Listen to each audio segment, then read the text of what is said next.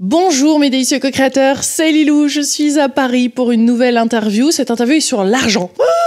Mon Dieu, le sujet qui pique par moment, hein. Christian, je t'ai rencontré, je t'ai interviewé il y a déjà un petit moment au Salon Zen de Paris il y a plusieurs années. Tu es l'auteur de Ce que l'argent dit de vous aux éditions Erol et bientôt de d'autres livres. Donc on est ravis d'avoir un banquier suisse qui commence à nous expliquer quand même ce qu'on pourrait apprendre de nous sur l'argent. C'est quand même un gros morceau sur lequel tu t'attaques, hein. Tu as été banquier suisse pendant de nombreuses années, tu l'as encore ? Alors, j'étais banquier suisse pendant 23 ans. Je ne suis plus. Certains parlent de moi comme le banquier repenti. C'est peut-être un peu exagéré, mais en tout cas, non, parce que cette expérience de banque m'a aussi construit, m'a aidé à comprendre ce qui se passait. Et je ne regrette pas, même si c'est aujourd'hui, je prends beaucoup plus mon pied que je le prenais à l'époque, ça c'est sûr. Ouais, donc maintenant, tu travailles avec des individuels, des entreprises, tout ça pour nous expliquer, pour essayer de dénouer certaines choses, certaines relations, certains liens, certaines notions qu'on a et blessures liées à l'argent qui nous empêcheraient d'être pleinement nous-mêmes, non ? Parce que c'est important pour notre société de débloquer ça. Je veux dire, il y a un enjeu quand même qui est assez grand. Alors oui, l'enjeu pour moi il est extrêmement important, c'est-à-dire que pour moi ce qui va changer au niveau de la société, c'est le moment où chacun d'entre nous va pouvoir changer et avoir une relation à l'argent beaucoup plus paisible, beaucoup plus tranquille, parce que pour moi la manière dont la société fonctionne, c'est aussi le fruit de nos relations à l'argent accumulées, en tout cas des uns et des autres. Je prends un exemple, aussi longtemps que moi j'étais plein de peur avec l'argent, et j'en gagnais pourtant beaucoup comme banquier, eh bien, qu'est-ce que je faisais ? J'avais la caméra tournée sur moi, en quelque sorte, c'est-à-dire que je m'occupais de mes peurs. Et en m'occupant de mes peurs, qu'est-ce que j'allais acheter ? Ce qui était le meilleur marché, la plupart du temps. Le meilleur marché, souvent, est produit à l'autre bout du monde. Je précise, je n'ai rien contre l'autre bout du monde. Mais à un moment donné, ça veut dire que ça a un impact sur la société, dans la région dans laquelle je vis, parce que ça ne crée pas du travail, ça ne crée pas de l'emploi, ça ne crée pas de la proximité. Donc, j'ai m'occupé de mes peurs en voulant acheter le meilleur marché et pas la meilleure qualité en plus.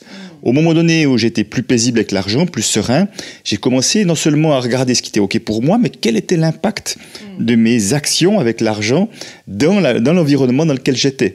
Et pour moi, ce que je vois aujourd'hui, c'est que nous sommes tous acteurs de ce changement de société selon la manière avec laquelle nous allons utiliser notre argent. Si j'achète bio ou que j'achète quelque chose avec plein de produits chimiques, c'est pas la même chose. Si j'achète au producteur local ou quelque chose ou à une grande surface, c'est pas la même chose non plus. Donc on a de multiples manières à travers ça de donner la direction dans laquelle on a envie d'aller. Souvent, on a des croyances limitantes face à l'argent où j'aimerais bien faire ça, j'aimerais bien agir, j'aimerais bien aider, mais je ne peux pas parce que j'ai du mal à... Voilà, des fois pour certains ça va être régler des factures, pour d'autres je dois prévoir l'avenir. Comment aller au-delà de ces peurs et de ces croyances limitantes pour être là au service et pour que les choses puissent bouger ? Ben, c'est vrai que déjà la première chose qui est importante pour moi, c'est déjà de prendre conscience que nous avons une relation à l'argent, parce que je peux te dire, la grande majorité des personnes n'ont pas conscience d'une relation à l'argent, pour une raison simple, c'est un sujet tellement tabou dont on ne parle jamais, que chacun garde ça pour lui ou pense que c'est normal de fonctionner comme ça. Moi, pendant, je pense, 35 ans, j'ai pensé que c'était normal d'économiser comme un écureuil, et que tous ceux qui faisaient pas comme moi n'avaient rien compris. Parce que pendant tout ce temps-là, je ne voyais pas que j'étais juste bourré de peur, et que ce fonctionnement était le moteur, c'était mes peurs. Donc, à partir du moment déjà où j'ai pris conscience de ça, c'est le premier point, je me suis rendu compte que j'avais à m'occuper de mes peurs, j'avais à m'occuper de mon insécurité intérieure pour pouvoir commencer à construire ma vie différemment. Que j'ai de l'argent ou pas, en tout cas construire ma vie différemment. Ouais, avant de regarder les peurs, alors quelles sont ces prises de conscience ou des questions à se poser pour se rendre compte de sa relation à l'argent ? S'observer, déjà simplement s'observer, qu'est-ce que ça me fait quand je dois payer les factures, qu'est-ce que ça me fait, comment je réagis au moment d'acheter quelque chose.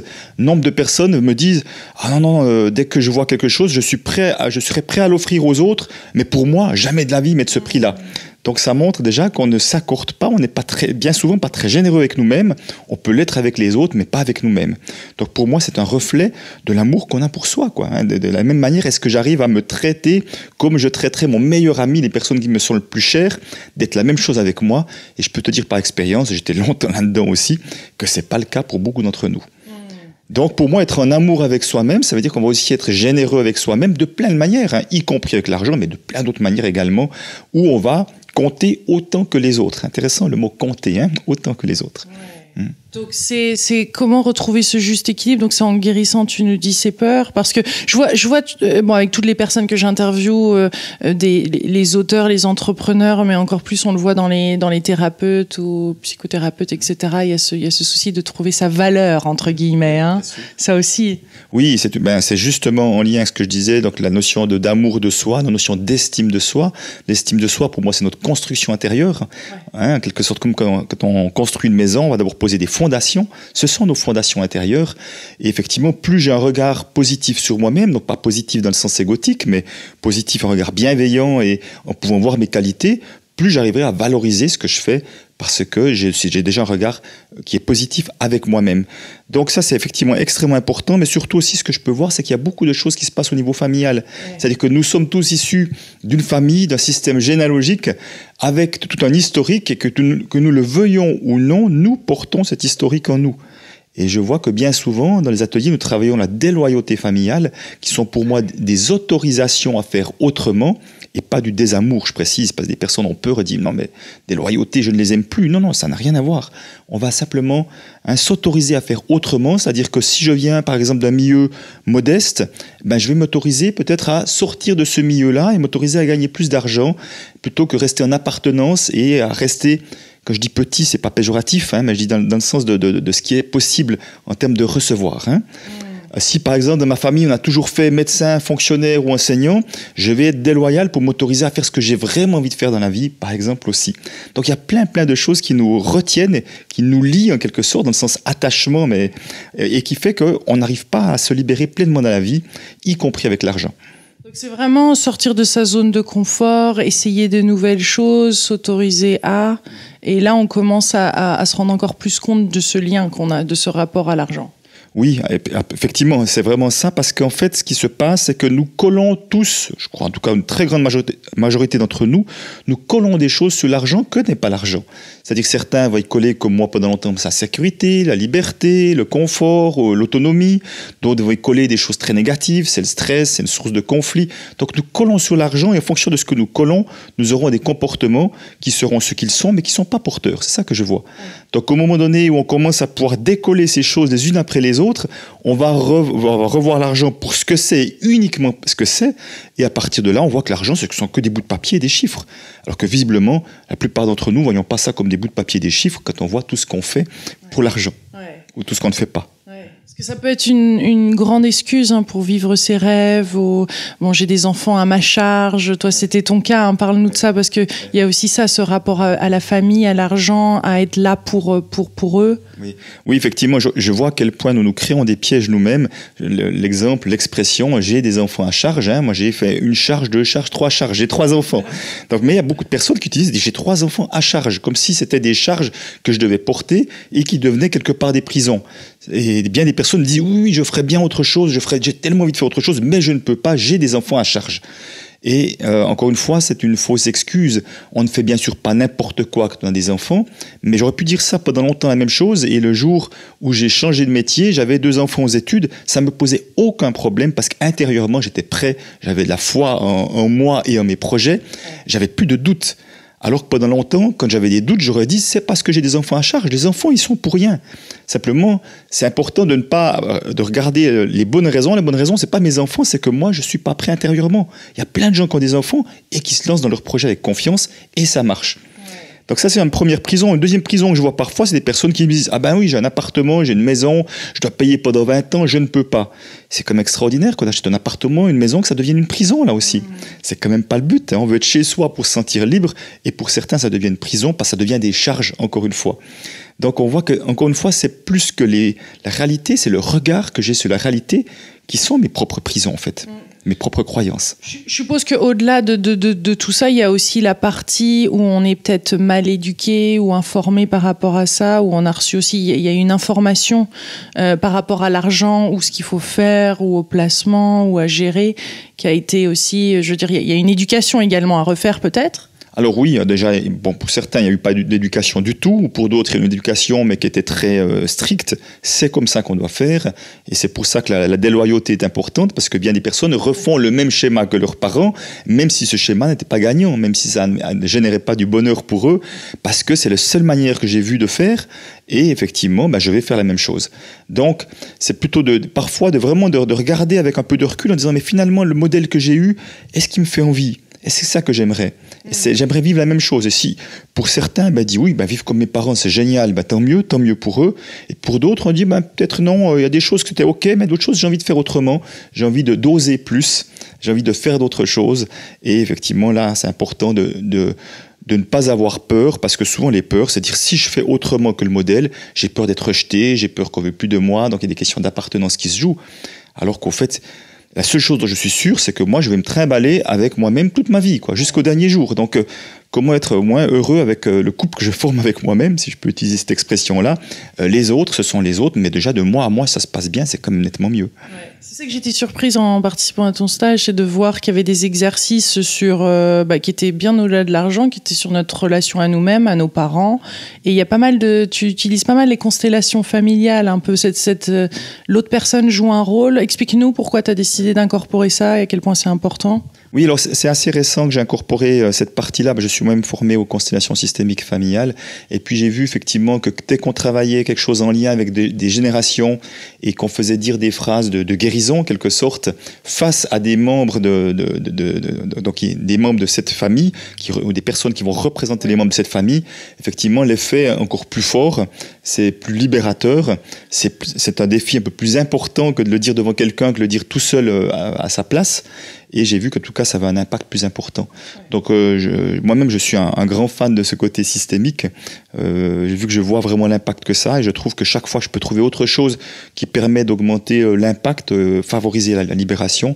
Pour moi, tout est bon, quelle que soit la technique. Ce qui était surprenant de voir aussi, c'est que des fois, on n'est plus à notre rôle d'enfant face aux parents, où il y a quelque chose qu'on a besoin, comme tu disais, d'être déloyal, et on a besoin de le dire et de le faire à travers cette personne-là, permettre d'éviter, peut-être pas d'éviter de le faire devant ses parents, mais ça facilite quand même, voire même, parce qu'on peut encore porter ça même avec des parents décédés d'ailleurs. Absolument, absolument, on porte des choses et c'est impressionnant à quel point dans les systèmes familiaux, c'est rare que chacun soit à la juste place. À un moment donné, il y a régulièrement quelqu'un qui va prendre une place qui est vide, et bien souvent ce que je vois, c'est qu'un des enfants va prendre la place d'un des parents. C'est-à-dire que soit un des parents, il est absent, je dirais absent dans le sens qu'il est beaucoup à l'extérieur, et puis le parent restant va prendre l'enfant de l'autre sexe comme pour remplacer, ou parfois quand il y a un divorce, c'est comme s'il y a une place qui se libérait, le système a horreur du vide, et dès qu'il y a une place qui se libère, quelqu'un va prendre cette place-là, et c'est malheureux pour chacun, parce que quand je ne suis pas à la juste place, j'arrive pas à être pleinement moi-même quelque part, c'est comme si j'étais déchiré entre qui je suis, puis l'impression du rôle que je dois jouer, et je suis déchiré inconsciemment par ça, et ça m'empêche de me réaliser. On essaye des fois de reproduire le schéma inverse des parents aussi. On essaye à tout prix d'éviter ça. C'est soit on essaye de reproduire ou d'éviter quand même. Oui, mais la seule difficulté quand on veut l'éviter, souvent on l'évite par rejet. On veut l'éviter par rejet, pas d'un endroit paisible intérieur. Y compris avec l'argent, quand les personnes, j'ai eu des parents qui étaient très économes par exemple, et puis que j'ai souffert parce qu'on n'était pas généreux de la manière de dépenser l'argent, de la manière dont ça circulait, les personnes disent jamais de la vie, moi je serai jamais comme eux, je vais tout claquer. Mais tu vois, c'est vraiment du rejet de mon enfance, plutôt parce qu'encore tout claquer, ça va encore pas être gagnant, parce que comment on peut trouver un juste milieu et vraiment sentir de ce qui est juste pour soi. Est-ce qu'il n'y a pas aussi cette peur dans notre société, tout à l'heure on en parle en début d'interview, mais un système qu'on ne comprend pas vraiment, qu'on a l'impression qu'il va s'écrouler, d'où on a eu une perte de confiance aussi, et peut-être cette envie de vivre l'instant présent pleinement, plutôt de construire sur le long terme? Effectivement, dans notre société, je vois qu'on nous incite à voir loin, à penser à notre prévoyance longtemps à l'avance, à faire des assurances, et finalement qu'on est sans arrêt en train de planifier le futur et qu'on oublie de vivre le moment présent. Et que c'est un des grands problèmes. Alors bien sûr que le système, moi je différencie vraiment le système financier de l'argent. Le système financier, c'est les quelques règles qu'on a mis en place qui fait que comment l'argent est créé, comment l'argent circule. Ce n'est pas l'argent. On pourrait changer ces règles-là avec le même argent et que le système fonctionnerait beaucoup mieux parce qu'on enlèverait des avantages à certains qui peuvent créer de l'argent sans risque. Et puis on recréerait une manière où l'argent circulerait mieux au service de l'ensemble. Donc avec le même argent. Donc c'est important parce que je vois beaucoup de personnes, parce qu'ils n'aiment pas le système financier, et moi le premier ne me convient pas, mais qui rejettent l'argent avec. Donc c'est comme si on rejette le bébé et l'eau du bain et c'est pas gagnant. Donc comment est-ce qu'on peut voir encore une fois l'argent pour ce que c'est et voir que le système, ce sont des règles faites par les humains pour faire circuler l'argent ou pas, d'une manière ou d'une autre. Et l'argent, effectivement, encore une fois, c'est chacun de nos comportements individuels qui fait que l'argent va circuler d'une manière ou d'une autre. Il y a une différence entre assistanat, bénévolat, générosité. On sent certaines blessures. Enfin, moi qui diffuse énormément gratuitement, j'entends ces blessures de personnes qui disent mais comment ça se fait que pas tout ce que tu fais est gratuit alors que déjà c'est énorme.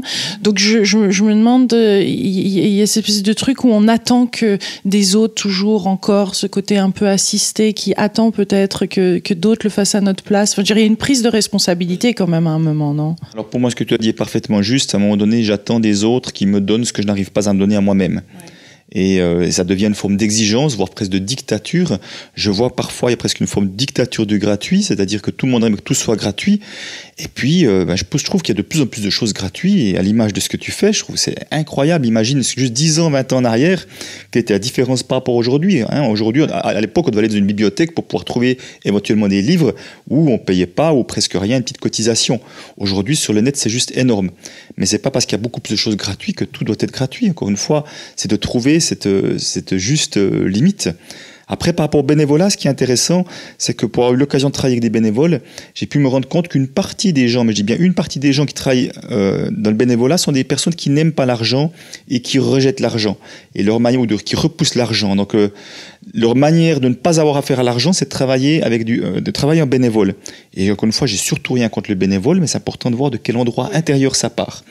Et quand j'ai pu travailler avec eux, j'aurais posé la question: qui pense que votre travail a plus de valeur parce que vous êtes bénévole, vous n'êtes pas payé? Et les 3/4 ont levé la main.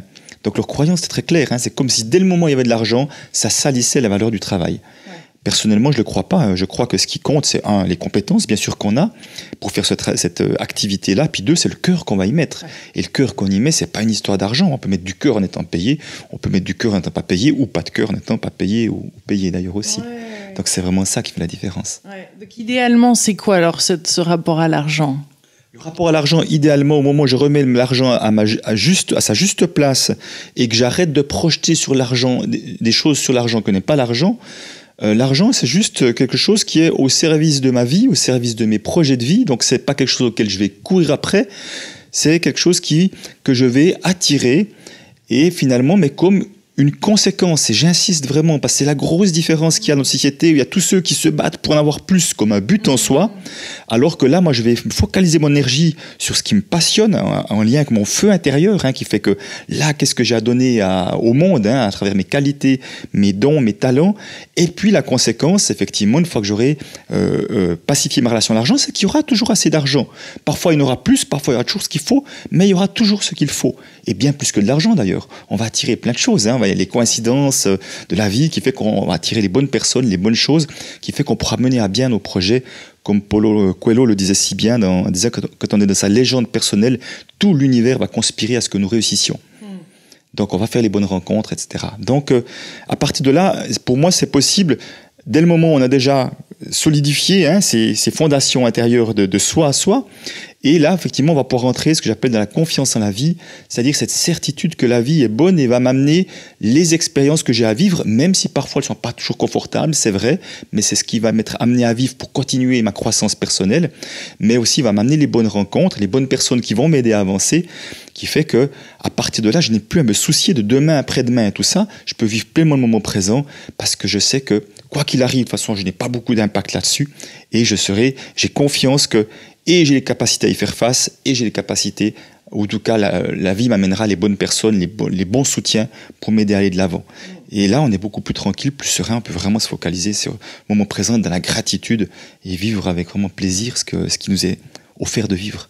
Ouais, donc c'est un changement de paradigme quand même. On passe là à quelque chose on est dans l'abondance, on est dans la gratitude, on est dans la créativité, dans quelque chose de beaucoup plus illimité et c'est au-delà du serein même.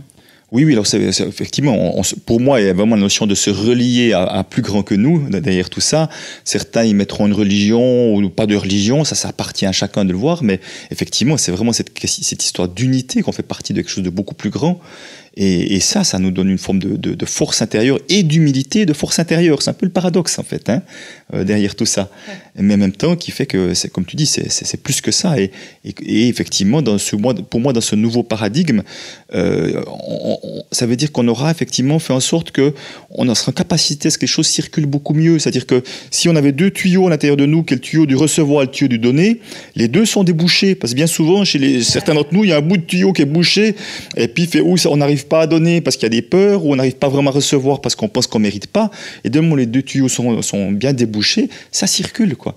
Et ça va circuler. Et je pense qu'en termes d'argent, de plus en plus, nous allons vraiment... Pour moi, le nouveau paradigme, c'est quand on va fixer des prix, on va fixer des prix avec les autres également pour trouver le prix le plus ajusté possible pour l'un et pour l'autre. Aujourd'hui, trop souvent, dans cette économie telle qu'elle fonctionne, on veut faire des bonnes affaires sur le dos de l'autre. Quelque part, l'autre n'existe pas, puisqu'on veut faire une bonne affaire sur l'autre. Au moment donné, on a envie, et qu'on se met autour de la table, dire comment est-ce qu'on peut trouver la meilleure solution possible pour toi et pour moi, qui nous respectons mutuellement, et bien là, on va créer de la collaboration, de la coopération, ça va changer beaucoup de choses. Et c'est à ça que nous sommes appelés, j'en suis convaincu. Il y a plein de systèmes qui essayent de se mettre en place, ou de troc, ou de monnaie alternative. Qu'est-ce que tu en penses de tout ça ? Alors, je suis très favorable à tout ce qui se met en place parce que là, on favorise les collectivités locales et je pense que c'est important que nous revenions, au moment où on parle beaucoup d'Europe, de mondialisation, que nous revenions à quelque chose de plus petit, non pas en rejetant l'extérieur, mais vraiment déjà de créer quelque chose de plus solide au niveau plus petit et que ça le favorise. Alors, donc je suis très favorable à ça et en même temps j'ai envie d'ajouter, le fait de faire des monnaies locales, ça ne va pas empêcher les personnes de travailler leur propre relation à l'argent. Je prends un exemple, si j'ai peur de manquer, je vois beaucoup de personnes qui ont peur de manquer, y compris des personnes qui ont beaucoup d'argent d'ailleurs, ce n'est pas une question de ne pas avoir d'argent. Si j'ai peur de manquer, ce n'est pas parce qu'on va créer une monnaie locale, j'aurai plus peur de manquer. Ma peur, j'ai quand même à m'en occuper parce qu'autrement ça va de toute façon se manifester d'une manière ou d'une autre. Donc ça, je favorise vraiment ça. Et pour moi, on a vraiment à recréer ce que j'appelle des collectivités vivantes. Dans le sens, c'était Charles Eisenstein qui parlait de ça, qui disait « Aujourd'hui, on a besoin de recréer ces collectivités dans le sens où on se sent proches les uns des autres. » Pourquoi ? Parce que dans une collectivité vivante, où on se connaît et on s'apprécie, on ne laisse tomber personne. Dès que quelqu'un a un problème, un souci, les autres vont, chacun à sa manière, amener du soutien.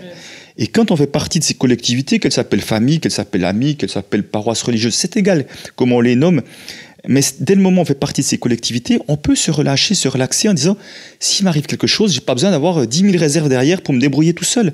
Je sais que de la même manière, je suis le premier à aller amener mon soutien à quelqu'un, les autres vont faire la même chose avec moi. » Mais ces collectivités-là, elles s'entretiennent, elles ne tombent pas du ciel, elles se créent, elles s'entretiennent, et plus elles seront nombreuses, plus on en aura, plus on pourra vraiment être beaucoup plus tranquille et serein avec la vie. Juste d'un petit point de vue technique sur le futur comme ça des marchés ou de ce qui se passe, je suppose que tu es quand même à l'écoute de tout ça et certains pensent que ça va s'écrouler ou qu'il va y avoir quelque chose. Qu'est-ce que tu en penses ? Alors, pour être honnête... Encore des peurs Ah oui, bien sûr. Mais depuis que j'ai quitté mon métier de conseiller en placement, donc j'ai quitté la banque, c'était en 2009, je suis vraiment de très très loin les marchés. Pourquoi ? Parce que j'ai l'impression que c'est tellement peu transparent, qu'il y a tellement de manipulations de part et d'autre, que j'ai plus aucune confiance, donc je ne suis absolument plus intéressé à investir quoi que ce soit dans ces marchés traditionnels, tellement je n'y crois plus.